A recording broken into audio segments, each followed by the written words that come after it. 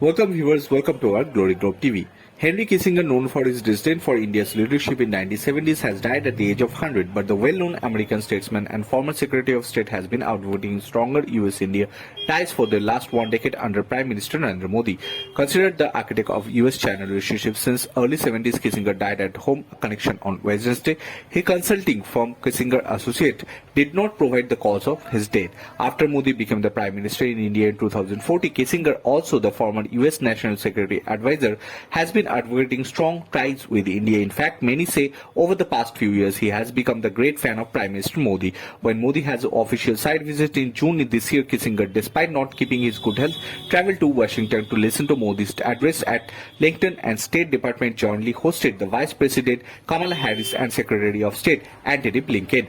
Kissinger was brought in wheelchair to the historic Benjamin Franklin Room on the 7th floor of the Foggy Bottom headquarters of State Department. He has greeted the elevator by US Ambassador of India, Eric Gedati. During the launching, the elderly American statesman, whose influence on American national security and foreign policy is seen in the immense potential instated on the speech of the Prime Minister, and has an integration with him. In recent years, Kissinger made his views known the public on India when they made field-side appearance in June 2018 along with John Chambers of US-India Strategic Partnership Forum on the occasions of the organization's first anniversary. The fireside chat was closed to the press, but those who attended the recollect how strongly they batted the Union's year's relationship. When I think about India, I admire the strategy, Kissinger said during a rare appearance in Washington to attend the first annual leadership summit of USISPF in June 2018. His ties with India in 1970, when he was in administration, both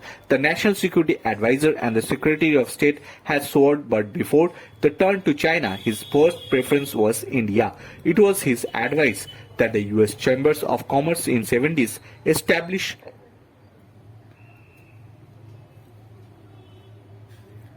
the US-India Business Council as per achievable diplomatic contributions as early in 1972.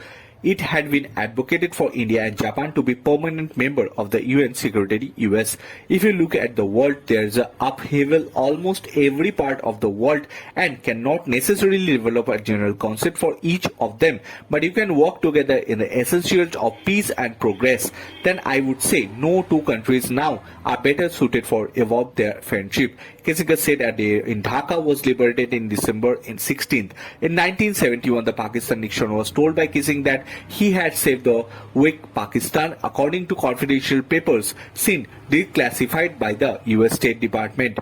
I think it's correct to say Ms. Gandhi does not have a personality that appears at first blush of American, may not even a second blush. That had even been case of people who have been registered as the third time.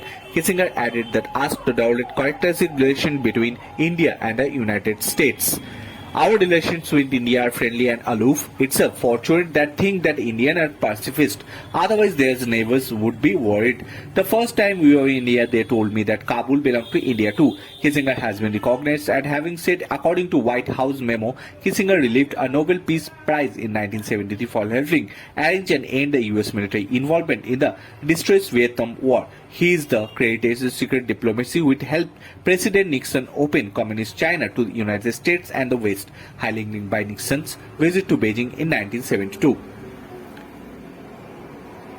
Bureau Report, Glory Globe TV.